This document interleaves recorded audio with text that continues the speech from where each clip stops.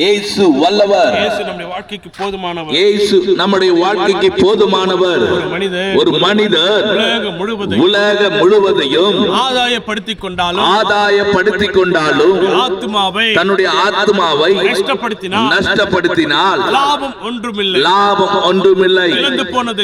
இழந்து போனதை தேடவும் ரட்சிக்கவுமே மனுஷகுமாரனாகிய இயேசு கிறிஸ்து இந்த உலகத்திற்கு வந்தார். இந்த உலகமோ அவரை அறியவில்லை என்று. அப்படி என்றால் அந்த தேவனை அறிவிக்கும்படியாக நாங்கள் இந்த பகுதியிலே சுவிசேஷத்தை அறிவிக்க வந்திருக்கிறோம். பிரியமானவர்களே, ஏன்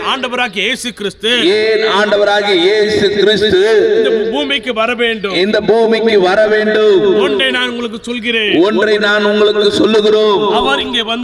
அவர் வந்தது ரட்சிக்கும்படியாக சமாதானத்தை தரும்படியாக. அப்படி என்றால் எந்த காரியத்திலிருந்து நாம் ரட்சிக்கப்பட வேண்டும். எந்த காரியத்திலிருந்து சமாதானம் அடைய வேண்டும். பிரியமானவர்களே, ரட்சிப்பு என்பது பாவத்தில் இருந்து வாழ்கின்ற நாம் விடுதலை அடையும்படி தேவன் நமக்கு ஒரு கிருபையை பாராட்டுகிறார். பிரியமானவர்களே, அவர் வந்ததின் நோக்கம் வேதம் குறிப்பிடுகிறது.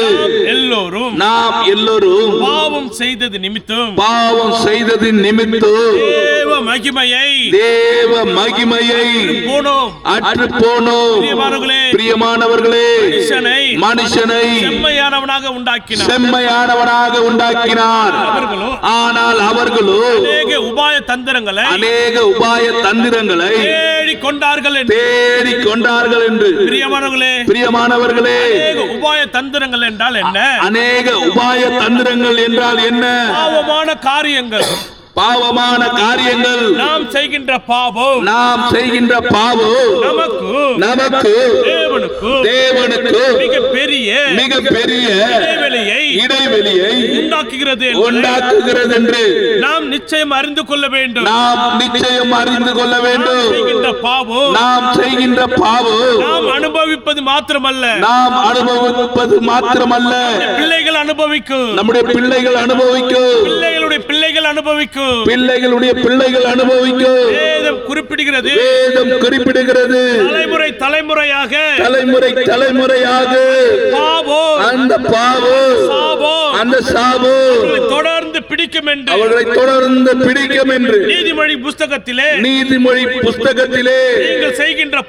நீங்கள் செய்கின்ற பாவம் வாசற்படியில் படுத்துக் கொள்ளும் என்று ஒருவனை அவன் செய்த பாவம் தொடர்ந்து பிடிக்கும் என்று அப்படி என்றால் அந்த சந்ததியை தொடர்ந்து பிடிக்கும். முடிவிலே எவ்வளவு சம்பாதித்தாலும் நிம்மதி இல்லை, சந்தோஷம் இல்லை, வேதனை, பெரிய நெருக்கம், அவமானம், வேதனை, வியாதி, முடிவிலே சமாதானம் இல்லை, சந்தோஷம் இல்லை. பிரியமானவர்களே, நீங்கள் அவரை தெரிந்து கொள்ளவில்லை. அவர்தான் உங்களை தெரிந்து கொண்டார். உங்களை தெரிந்து கொண்டது நோக்கம், உண்டாக்கினது நோக்கம் ஒன்று உண்டு. நிம்மதியாய் வாழும்படி, சமாதானமாய் வாழும்படி அவர் விரும்புகிறார். பாவ வாழ்க்கையை விட்டு தேவனிடத்திலே மனம் திரும்பி வருவீர்களானால் ஆண்டவர் உங்களுக்கு நித்திய சமாதானத்தை தர அவர் வல்லவராய் இருக்கிறார். பிரியமானவர்களே, உங்களை விசாரிக்கிறவர் ஆனபடியால் கவலைகளை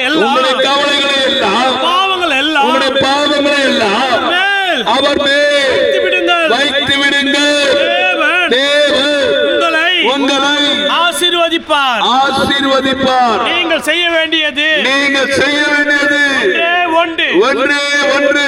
தன் பாவங்களை மறைக்கிறவன் வாழ்வடைய மாட்டான் என்று அறிக்கை செய்து விட்டு விடுகிறவனோ அவைகளை அறிக்கை செய்து விட்டு விடுகிறவனோ பெறுவான் என்று வேதம் குறிப்பிடுகிறது. இரக்கத்தை பெற்றுக்கொள்வோம். அந்த இரக்கத்தை பெற்றுக்கொள்வோம். பாவமான வாழ்க்கையை விட்டு சமாதானமான வாழ்க்கையை பெற்றுக்கொள்வோம். நீங்கள் செய்ய வேண்டியது ஒன்றே ஒன்று. பாவங்களை விட்டு விடுங்கள். அப்பொழுது தேவன் உங்களுக்கு விடுதலை தருவார். வேதம் இவ்விதமாய் குறிப்பிடுகிறது.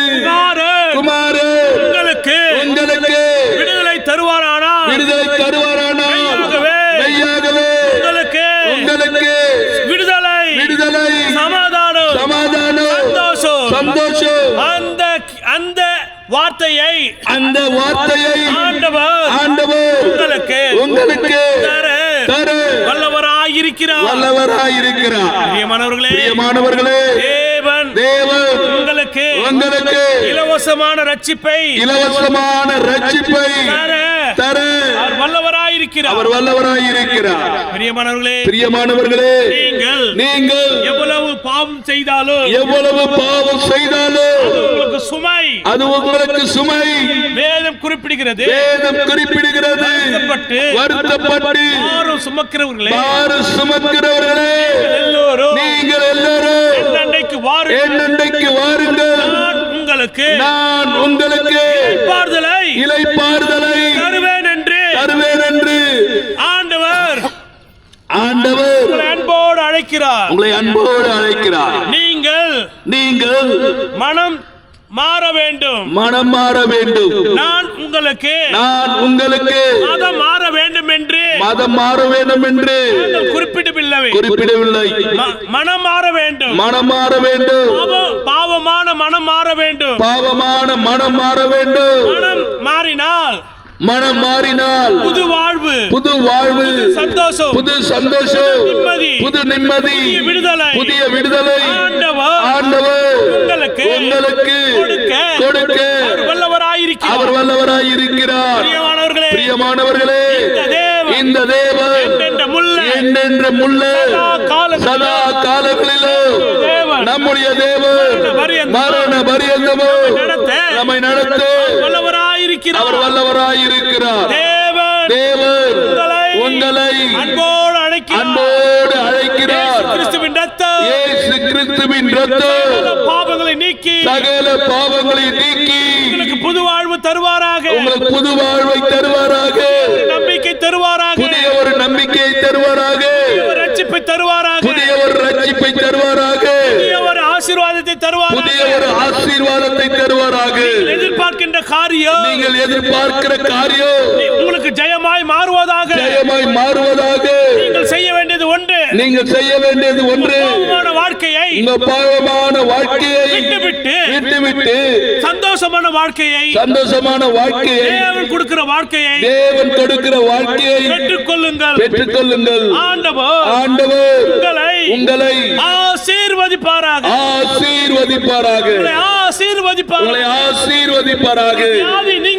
உங்கள் வியாதி நீங்குவதாக. சந்தோஷம் பெருகுவதாக. ஆண்டவர் உங்களை ஆசீர்வதிப்பார். பிதா, குமாரன், பரிசுத்த ஆவியின் நாமத்தினாலே நாங்கள் உங்களை ஆசீர்வதிக்கிறோம். உங்களுக்காக வேண்டுதல் செய்கிறோம். தேவன் உங்களை ஆசீர்வதிப்பார். ஆமென்.